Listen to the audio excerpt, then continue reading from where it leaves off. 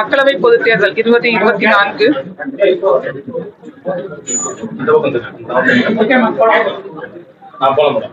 இந்திய தேர்தல் ஆணையத்தால் மக்களவை பொதுத் தேர்தல் 2024 33 தேனி பாராளுமன்ற தொகுதிக்கான குறித்த அட்டவணை 16/13/2024 அன்று வெளியிடப்பட்டது. அதன்படி 23/20/24 அன்று வேட்புமனு பெறப்படும்.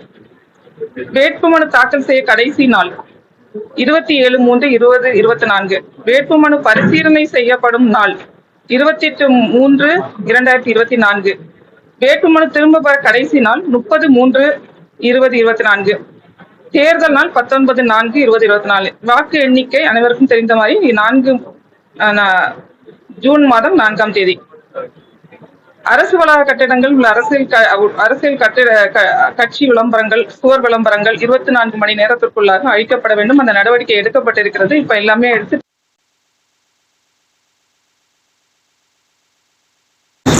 பொது வளாகம்,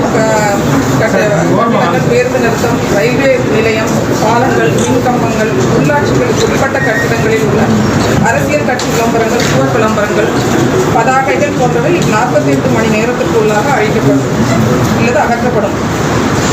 தனியார் வளாக கட்டடங்களில் உள்ள அரசியல் கட்சி விளம்பரங்கள், சுவர் விளம்பரங்கள் போன்றவை 72 மணி நேரங்களுக்குள்ளாக அழிக்கப்படும் அல்லது அகற்றப்படும். எந்த ஒரு அரசியல் கட்சி பொது இடங்களில் கூட்டங்கள் நடத்துவது, ஊர்வலம் செல்வது, பதாகைகள் வைப்பது போன்றவற்றை சம்பந்தப்பட்ட உதவி தேர்தல் அலுவலகத்தில் முன் அனுமதி பெற வேண்டும். அதற்கான அனைத்து வசதிகளும் ஏற்பாடு செய்யப்பட்டுள்ளது.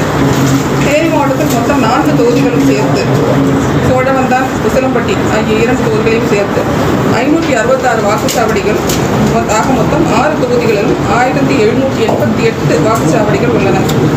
1788 வாக்குச்சாவடிகள்.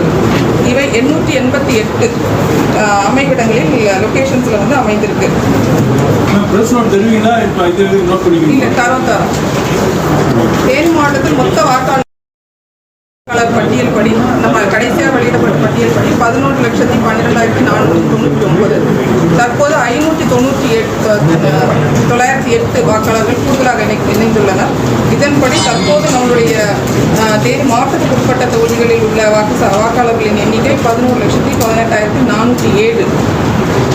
இதில் 195 மூன்றாம் பாலினத்துக்கும் அடங்குவார்கள். இதில் சோழவந்தான், உசிலம்பட்டி இது 2 தொகுதிகளுமே சேர்த்து 16,20,419 வாக்காளர்கள் உள்ளனர். நம்ம இந்த தேர்தல் சிறப்பாக நடத்துவதற்காக தேர்தல் பறக்கும்படை FSD 9 அணிகள் உருவாக்கப்பட்டுள்ளது. அதே போல நிலை கண்காணிப்பு குழுக்கள் 9 அணிகள், வீடியோ கண்காணிப்பு குழுக்கள் 2 அணிகள், பார்வையாளர் குழு 1 அணி, இவை அனைத்தும் செயற்பாட்டுக்கு வந்துவிட்டது. தேர்தல் தொடர்பான புகார்களை தெரிவிக்க கட்டணமுள்ள தொலைபேசி எண் அமைக்கப்பட்டுள்ளது.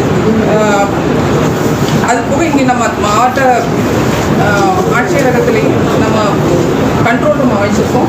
வாக்காளர் பட்டியல், வாக்குச்சாவடி மற்றும் மாற்றுத்திறனாளிகளுக்கான சேவைகள் குறித்து அறிய இலவச சேவை எண் 1950 வழங்கப்பட்டுள்ளது. மேலும் புகார்களை தெரிவிக்க, பொதுமக்கள் புகார்களை தெரிவிக்க CVGIL என்ற பிரத்யேக செயலியும் தேர்தல் ஆணையத்தால் வடிவமைக்கப்பட்டுள்ளது.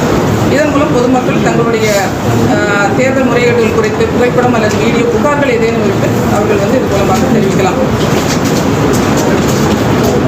நமக்கு மைக்ரோ அப்சர்வர்ஸாக தேனி பாராளுமன்ற தொகுதிக்கு உட்பட்டு 240 நபர்கள் நியமனம் செய்யப்பட உள்ளனர்.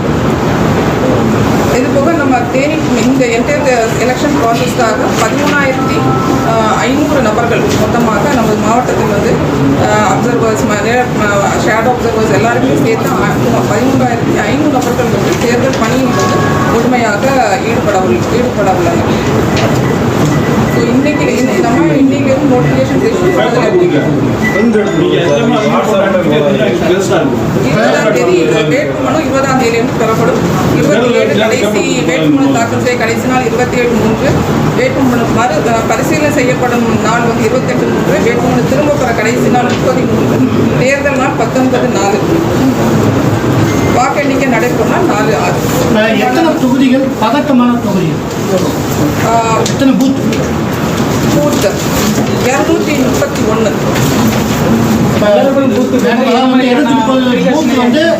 சோழவந்தான் சேர்த்தா இல்லை தேனி மாவட்டம் மட்டுமா? தேனி மாவட்டம். தேனி மாவட்டம் மட்டும்தான். தமிழக கேரள எல்லையில் அமைந்திருக்கிற நம்ம தேனி மாவட்டம், இதில் வந்து இந்த எல்லை பகுதிகளில் இருந்து இரட்டை வாக்குப்பதிவு அதை வந்து தடுக்கிறதுக்கு என்ன நடவடிக்கைலாம் எடுக்கும்? 2 மாவட்டத்தில் ஆட்சியர்கள் இணைந்து கடந்த முறை ஒரு கூட்டம் நடத்தணும். அதில் என்னென்ன ப்ரிகாஷன்ஸ் எடுக்கணுங்கிறது போல் ஸோ நமக்கு இருக்கக்கூடிய 4 எல்லையில் வந்து 4 செக் போஸ்ட் இருக்குது. அது போக கூடுதலாகவும் அப்சர்வர் டீம்ஸ் போட்டிருக்கோம். அது இந்த செக் போஸ்ட் போக 25 வழிகள், சில வழிகள் இருக்குது. அது வழியாக மக்கள் கடந்து வருவதற்கான வாய்ப்புகள் இருக்குது அப்படிங்கிறதையும் கண்டறியப்படுது. ஸோ இது வழியாக வனத்துறை, காவல்துறை மற்றும் வருவாய்த்துறை அலுவலர்கள், எலெக்ஷன் ப்ராசஸில் இன்வால்வ் ஆகிருக்கு அத்தனை பேரும் சேரும் முழுமையாக இங்கேருந்து அந்த பக்கம் போகக்கூடிய வெஹிக்கிள்ஸ் எல்லாத்தையும் கண்காணிக்கிறது தான் முடிவு பண்ணியிருக்கோம். அது போக ஏலத்தோட்ட பணிக்காக செல்லக்கூடிய வாகனங்கள் இது அனைத்துமே சோதனை கம்ப்ளீட்டாக சோதனை இடம்பெறும். இந்த ப்ராசஸ் வந்து 2 மாநிலங்களுடைய ஒத்துழைப்போடு நடக்குது. ஸோ நமக்கு வந்து இங்கே வந்து கண்ட்ரோல் ரூம் வச்சுருக்கோம். ஸோ ஒவ்வொரு செக் போஸ்ட்லேயும் 360 டிகிரி கேமராஸ் இருக்குது, நம்பர் பிளேட் கேமராஸ் இருக்குது. நம்ம வச்சுருக்க மாதிரி அவங்களும் கேமராஸ் வச்சுருக்காங்க. அது எல்லா கேமராஸுமே இங்கே நம்மளுடைய கண்ட்ரோல் ரூமோட இணைக்கப்பட்டிருக்கு. ஸோ தொடர்ந்து கண்காணிக்கப்படும்.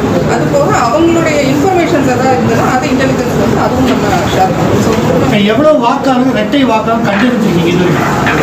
இது இரட்டை வாக்காளர்கள்னு நம்ம வந்து இப்போதைக்கு எடுத்துருக்கிறது வந்து குறிப்பிட்ட நம்பர்ஸ் எதுவும் இதுக்கு முன்னாடி எம்எல்ஏ எலெக்ஷன்லேயே அங்கே ஒரு டைம் இருக்கும், இங்கே ஒரு டைம் இருக்கும். அப்போ வந்து இவ்வளோ வாக்காளர் இரட்டை வாக்கு இங்கேயும் அவங்க ஓட்டு இருக்குது, அங்கேயும் ஓட்டு இருக்குன்னு சொல்லி அந்த எலெக்ஷனை கம்பேர் பண்ணி அந்த வாக்காளர்களை வந்து டெலிட் பண்ணி அந்த மாதிரி கம்பேரிசன் இல்லை. நம்ம வந்து அக்ராஸ் த டிஸ்ட்ரிக்ஸ் கம்பேரிசன் இருக்குது. நம்மளுடைய விதின் த டிஸ்ட்ரிக்ஸ் உடைய கம்பேரிசன்ஸ் வந்து இருக்குது.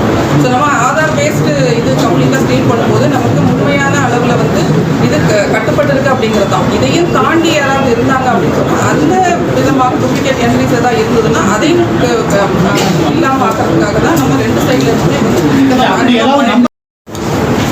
நம்ம இப்போ ஆதார் பேஸ்டு தான், கம்ப்ளீட்டாக ஆதார் பேஸ்டு தான் கொண்டு வரும். ஸோ அதனால் அது இருக்கிறதுக்கான வாய்ப்புகள் மிக மிக குறைவு. மொத்தம் மாவட்டத்தில் பதட்ட வாக்குச்சாவடி எத்தனை மேடம்? 231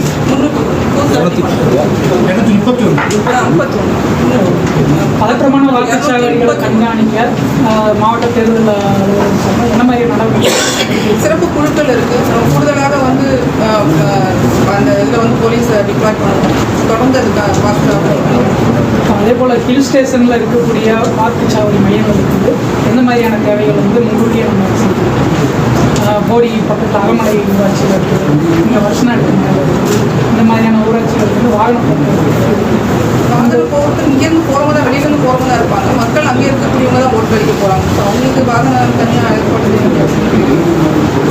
பல கிராமங்களில் தேர்தல் புறக்கணிப்புன்னு இன்னும் சொல்லிட்டு தான் இருக்காங்க. அதை தீர்க்கிறதுக்கான பிரச்சனைக்கு இருக்கிற நடவடிக்கை எந்த கிராமத்தில் வருஷநாடு பகுதியில் அரசடியில் இருக்கக்கூடியது வந்து அவங்களுக்கு ஏற்கனவே அங்கே பூத் இருக்குது, ஸ்கூல் இருக்குது. ஸோ அதில் ரிப்பேர் பண்ணணும் அப்படிங்கிறத சொல்லிட்டு இருக்காங்க. ஸோ அது நம்ம ஏற்கனவே போலிங் பூத்தாக டிக்ளேர் பண்ணியிருக்கோம். ஸோ அதற்கான நடவடிக்கைகள் எடுக்கப்படும்.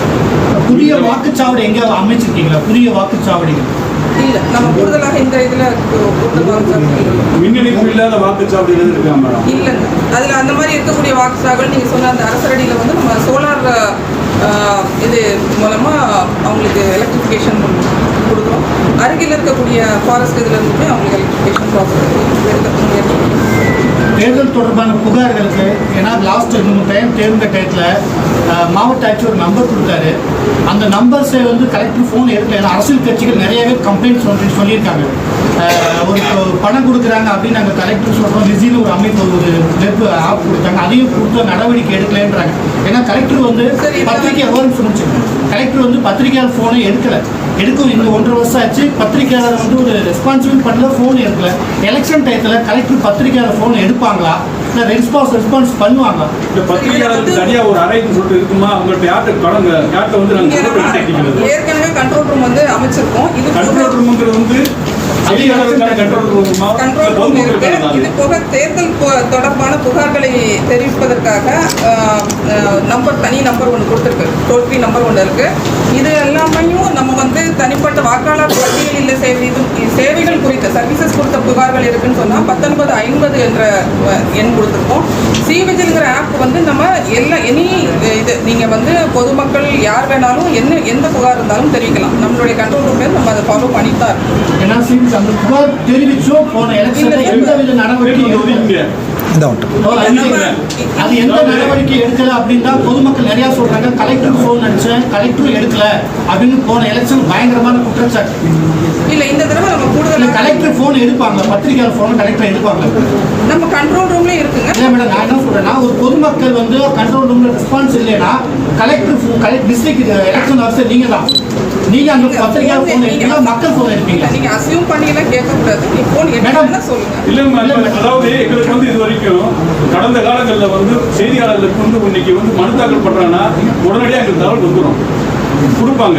இன்னைக்கு வந்து யார்கிட்ட கேட்கறது தெரியாம இருக்கும் சார். முறையா வந்து எங்கள்கிட்ட வந்து இப்போ வரைக்கும் இந்த 1.5 வருஷமா வந்து கலெக்டருமே எங்கள்கிட்ட சரியா பேசுறது கிடையாது. இப்போ ஒரு அதிகாரியா தேர்தல் கமிஷனரா இருக்கீங்க, தேர்தல் அலுவலராக இருக்கும்போது எங்களுக்கு முறையா தகவல் வரணும். இல்ல உங்களுக்கு தெரிவிக்க வேண்டிய தகவல்கள் முறையாக தெரிவிக்கப்படும்.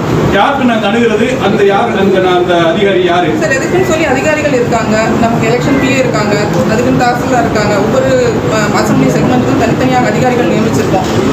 ஸோ அதுக்கு அந்தந்த முறை உரிய வழிமுறைகளை நீங்கள் அணுகலாம். வழிமுறை சொல்லுங்க, அதுக்கு நான் யாரை அனுப்புறது? சார் எலெக்ஷன் நம்ம நம்பர்ஸ் கொடுத்துருக்கோம், ஆப் கொடுத்துருக்கோம். So அதுல நீங்க வந்து மீடியாக்கு அது யார் இப்போ எங்களுக்கு அவர் வர சொல்லுங்க, அவர் இன்ட்ரடியூஸ் பண்ணுறோம். வர சொல்லுங்க, பொருளையும் வரும். நீங்க பிஆர்ஓ இருக்காங்கல்ல, உங்களுக்கு டீம் போட்டிருக்கோம்ல மீடியா கோஆர்டினேஷன்ஸ், அவங்க மூலமா சொல்லுங்க. அந்த தகவல் பேசிக் தகவலோடு கிடைக்க மாட்டேங்குது. இல்ல நாங்க அந்த டீடைல்ஸ் உங்களுக்கு இப்ப கொடுத்துருவோம். யார் யார் ஃபோன் நம்பர் டீடைல்ஸ் உங்களுக்கு கொடுத்துருவோம். டீமே போட்டுருவோம். அப்சர்வர் எப்போ மேடம் வருவாங்க? எலெக்ஷன் அப்சர்வர் அது தகவல் வரும். மாநில எல்லைகளில் தடை செய்யப்பட்ட புகையிலை பொருட்கள், மதுபானம் உள்ளிட்ட போதைப் பொருட்கள் தடுப்பு நடவடிக்கை எல்லைகளில் அதுக்காக தான் அந்த செக் போஸ்ட்ல சிறப்பு நடவடிக்கைகள் மேற்கொள்ளப்பட்டது. இரட்டை வாக்காளர்களோட சேர்த்து எல்லாமே எனிதிங் இந்த இது சம்பந்தமா மதுபானம், போதைப் பொருட்கள் இல்லை வேற என்ன டைப் ஆஃப் பொருட்கள் வந்து இங்கேருந்து பரிசு பொருட்கள் இங்கேருந்து அங்கே போதோ இல்லை அங்கேருந்து இங்கே வருதோ அதை கண்காணிப்பதற்கும் தடுப்பதற்குரிய நடவடிக்கைகள் மேற்கொள்ளப்படும். அமைச்சிருக்கீங்களா? முதுவாக்குடி அந்த பகுதியில் வந்து இறங்கி தான் வந்து வாக்கு போகிற சூழலாக இருக்கு. அவங்களுக்கு என்ன ஏற்பாடு பண்ணிருக்கீங்க? முதுவாக்குடியில் எத்தனை பேர் இருக்காங்க? இல்லை என்ன ஏற்பாடு பண்ணிருக்காங்க? அவங்க கீழே வந்து தான் வந்து வாக்கு ஏற்கனவே கடந்த முறை தேர்தல் வாக்களித்து அதே கடந்த முறை அவங்க தேர்தல் புறக்கணிப்பு பண்ணுறதா சொல்லி அதே மாதிரி அதே அவங்களுக்கு அதே மேடம் கடந்த முறை வந்து அவங்க தேர்தல் புறக்கணிப்பு செஞ்சாங்க. புறக்கணிப்பு செய்தது வேற காரணத்துக்காக, வாக்குச்சாவடி இல்லை அப்படிங்கிற காரணத்துக்காக இல்லை அவங்க அமைச்சிருக்கீங்க. முதுவாக்குடி தனியாக போலிங் ஸ்டேஷன் போட்டு இருக்கீங்க மேடம். எங்கே மனு தாக்கல் எங்கெங்கே பண்ணலாம் மேடம்? மனு தாக்கல் இப்போ இங்கே ஆர்ஓ கிட்ட பண்ணலாம். ஆர்ஓட்ட மட்டும்தான் பண்ணலாம். தேர்தல் வழக்கு எதுவும் பதிவாயிருக்கா? இது அனௌன்ஸ் பண்ண பிறகு எந்த வழக்குக்கும் பதிவாக